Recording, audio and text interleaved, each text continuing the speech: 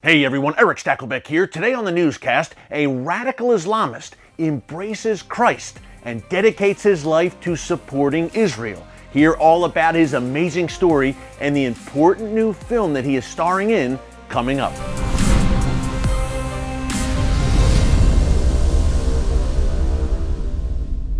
Hey folks, Erick Stakelbeck here. Welcome to the Watchman Newscast. We are going to get right into it today. You heard the lead-in, you saw the title to this video. A former radical Islamist embraces Christ and becomes a supporter of Israel. As a matter of fact, Kasim Hafeez has dedicated his life to standing with Israel and the Jewish people. He is the Middle East analyst for our team at Christians United for Israel, where I hang my hat on a daily basis. But Kasim has a fascinating backstory, folks. The son of Pakistani immigrants, raised in the UK, steeped in anti-Semitism as a young man, considered joining a terror group and even attending a terror training camp in Pakistan, and then it all changed, and now he works for the world's largest pro-Israel organization.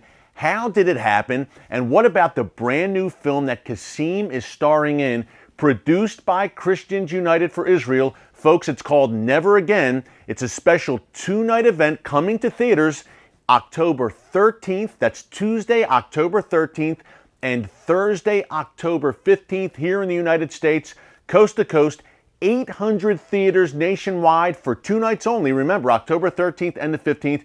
You can get your tickets now at www.neveragainthemovie.com. That's neveragainthemovie.com. Now, I'll let Kasim tell you more about the film. Needless to say, it was produced by Christians United for Israel for such a time as this, with anti-Semitism rising even right here in the United States. Violent anti-Semitism. Key point there, it's bad enough to scrawl a swastika on a synagogue, but we have seen the rise of deadly anti-Semitism, yes, right here in the United States, and of course in Europe and around the world. The Iranian regime, Hamas, Hezbollah, it goes on and on. The BDS movement, boycott, divest from, sanction Israel. That's why QAEDA made this film. Right now, 2020, here's more from Kasim Hafeez.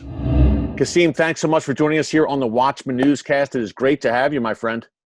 No, thank you. It's great to see you. It's been a while. It has. It's been too long. And hey, you're a very busy man right now. You're doing a lot of interviews for the upcoming new film, Never Again. It's QAEDA's brand new film on the rise of anti-Semitism in theaters. Special two-night event, Kasim, October 13th and 15th, 2020, just about 2 weeks away. First of all, tell us about Never Again, what this film is about, and why this film was so needed now at this point in history.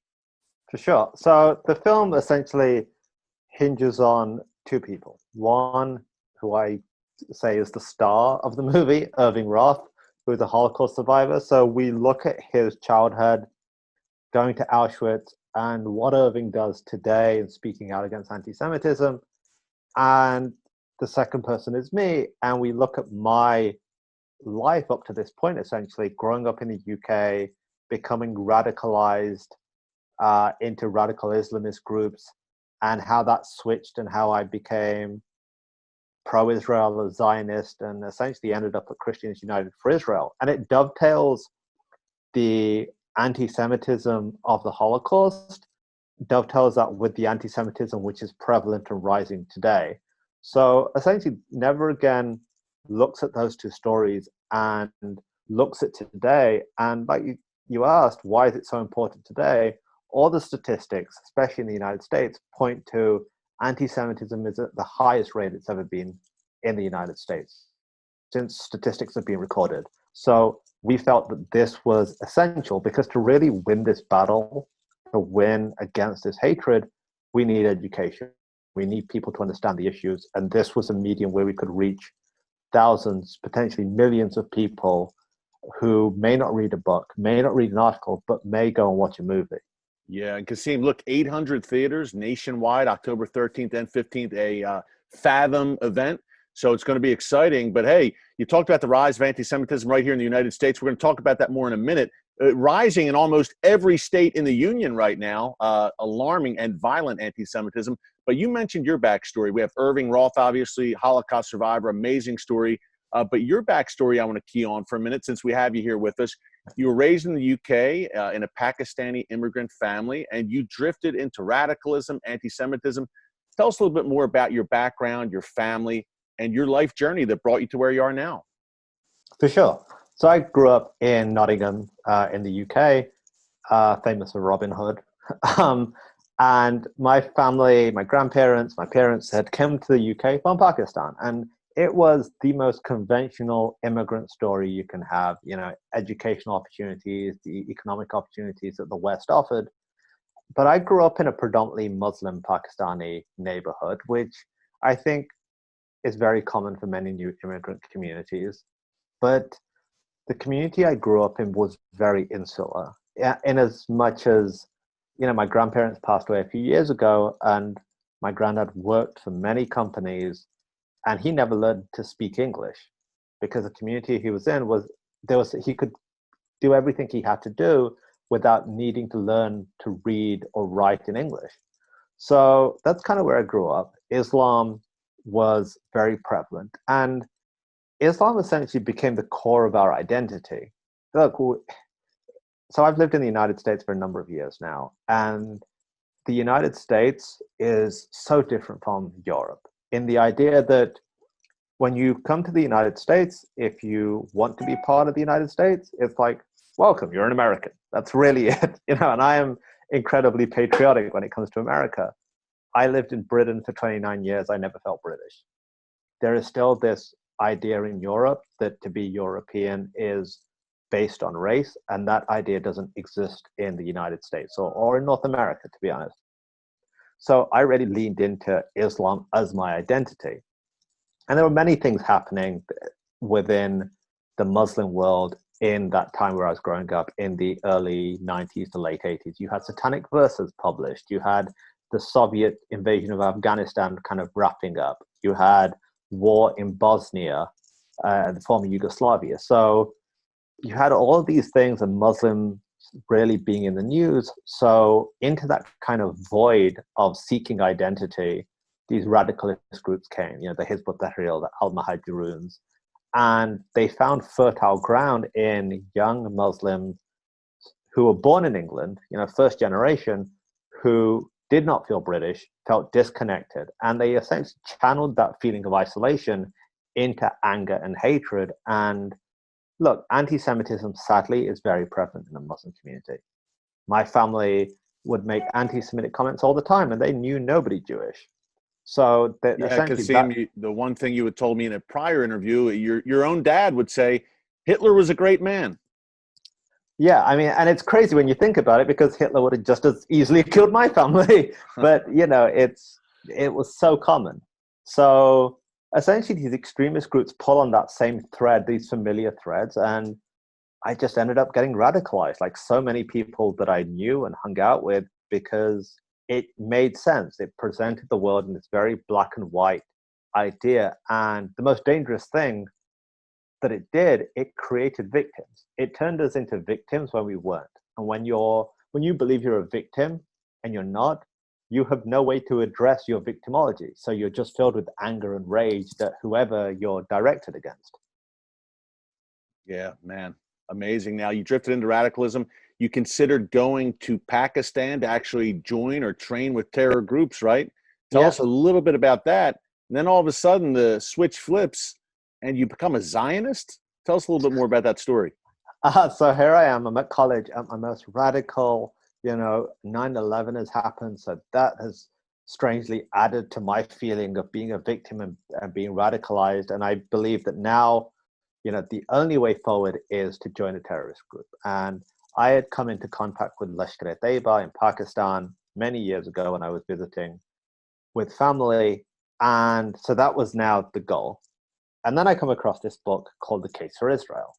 And bear in mind, in my mind, Israel was evil. Israel was worse than the Nazis. Like every evil came from the Jews in Israel. So I buy this book thinking, I know I'm right, but this will just let me see the false arguments of the Zionists. I read this book. It challenges everything I believe, but I'm like, these are lies. So I go into this 2-year process of trying to validate my old beliefs, because you know, it's, when you make a decision that this is what I believe, I'm going to die for it, you don't read a book and go, oh, got it wrong. You know, it doesn't work like that. And that essentially led me to go to Israel and experience it firsthand. Wow. So you got on the ground in Israel. Kasim, it's amazing.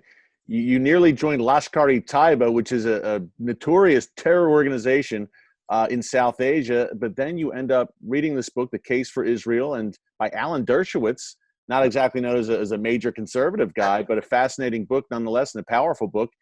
And then you go to Israel, and what do you find in Israel? Your curiosity is piqued, and talk about a bold move for you to do that. And then you go there, you're on the ground, and what do you see that changes your opinions?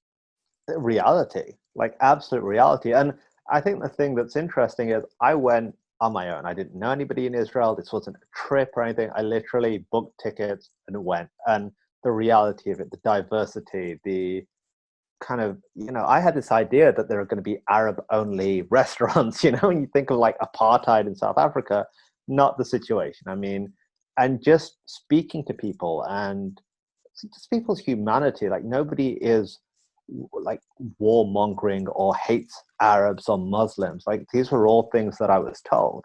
And you go there and the reality is much more powerful than the lies. And essentially for me, two things happened. One, there was this moment of, I have got this horribly wrong.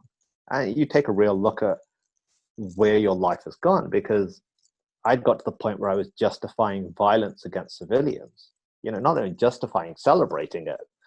And now I'm like, okay, that is really messed up. But two, I felt a responsibility that this is the truth, and I've got to now speak out about this, because there are lies and propaganda being told every single day, not just in my community, in every facet of society when it comes to Israel and Jewish people. Yeah, Kasim, you're a great example. I mean, a shining example of how getting on the ground in Israel makes all the difference. Makes all the difference in the world. So you come back, you return from Israel, your world is rocked, obviously. What comes next? You start on this path. You end up at Christians United for Israel, our team, the largest pro-Israel organization probably in the world, 9 million members. You return from Israel. Tell us about your trajectory when you get back from Israel. For sure. So when I get back from Israel, I did not think I was doing anything controversial in going, hey, Israel's cool, kind of thing. Did not think anything of it. But the reaction from family and friends was a little hostile. And I started getting involved in just some grassroots advocacy stuff, nothing major. And then I wrote an article, I think 4 or 5 years after I had been to Israel. And then, you know, I started speaking out more and getting louder and speaking, like doing speaking engagements. And this was all the while where I had a full-time job. Like this wasn't a career for me, because it just sounds strange. You know, somebody wants to hear you speak. It's like, why? Do they not own a TV? Like, it's odd. So that carried on. And then I moved to Canada. It became very difficult in the UK. You know, the relations with my family were non-existent or strained. And to grow up in a place and in a community which has always been home, and now find that you're no longer welcome, and indeed it's dangerous for you to be in that community. Yeah, it's difficult. So you paid a heavy price, Kasim, not only for your Zionism, I'm becoming a supporter of Israel, but you also became a Christian. Is your family aware of that?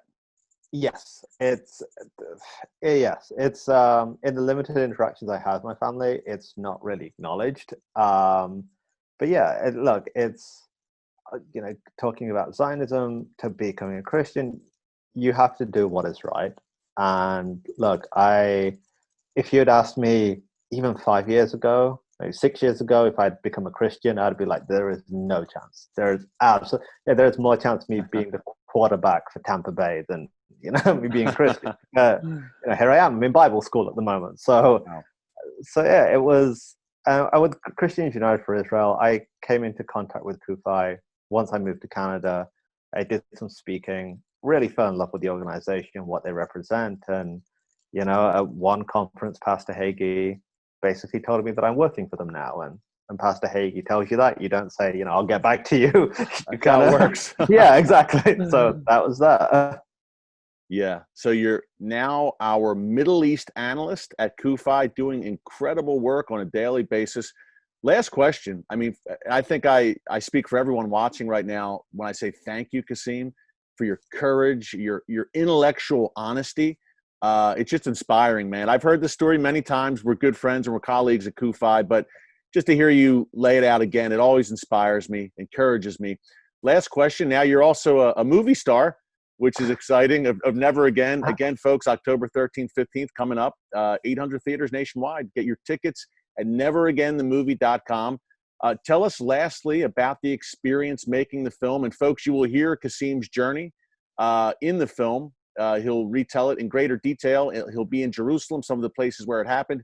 But tell us a little bit more about your experience making the film and why it is so important for everyone to see it for such a time as this. For sure. My experience, so I honestly, to be completely I just thought, okay, we'll go, we'll do it, fine. That was really kind of my mindset. This is important, let's get it done. But in making the movie, it really forced me to confront a past that I hadn't really confronted. Like, I've told the story many times, but I've never really gone back and tried to connect with the who, the what, and the why. And it really gave me a much greater understanding and really allowed me to kind of draw a line under certain aspects of who I was in the past. But also spending the time with Irving, revisiting places in Israel, in the UK, and just seeing some of the footage from Irving at Auschwitz. Look, you may have heard Irving speak many times. There are things that he discusses in this movie that I've never heard him talk about. Wow. And we're talking very real in the moment. And it was powerful. Like it, and I don't say this with any sort of kind of dramaticness. I think this is the most important project I've ever been involved in, like genuinely. And I think that right now, as we mentioned earlier, anti-Semitism is rising. We have a moral responsibility as Christians, as Americans, to stand up to this. And there is no better starting point, I believe, than learning from Irving's story, from going to watch this movie. And if this movie doesn't motivate you to go, how can I be part of making Never Again a promise? I don't know what will, to be completely honest. Yeah, this movie hopefully will help give that phrase "never again" new meaning. And it's interesting because Irving Roth, who you mentioned, the other star of the film, Kasim, he says it all started with words. The anti-Semitic genocidal rampage of the Nazis didn't start with gas chambers. It started with words, with propaganda, and we see that again, time and time again today. Hey, Kasim, thank you so much, my friend. We truly appreciate it, and we will see you very soon on the big screen. Thanks again, Kasim. Good luck with the film. Thank you. Thanks, Eric. Take care. Thanks again to Kasim Hafeez for joining us and sharing his powerful story. Folks, Kasim is a true profile in courage. Think about it just for a minute. Put yourselves in Kasim's shoes, raised in this anti-Semitic environment in the UK, in a Pakistani Muslim neighborhood. He was so committed to that radical Islamist anti-Israel cause that he was prepared to travel to a terrorist training camp in Pakistan and join up. And then he flipped it all on its head. He becomes a Christian. He chooses to follow Jesus. He devotes his life to standing with Israel and the Jewish people under the threat of death. Disowned, shunned by his family, by his former co-religionist, literally putting his life on the line, standing boldly, openly, publicly for Israel and the Jewish people, for Jesus. Not many people will do that, but now Kasim will be in 800 theaters nationwide here in the United States as a star of Never Again. Again, you can get tickets for the movie, reserve them now, and find out where the film is playing in your neighborhood. You can check all of that out on www.neveragainthemovie.com. October 13th, 15th, special two-night event.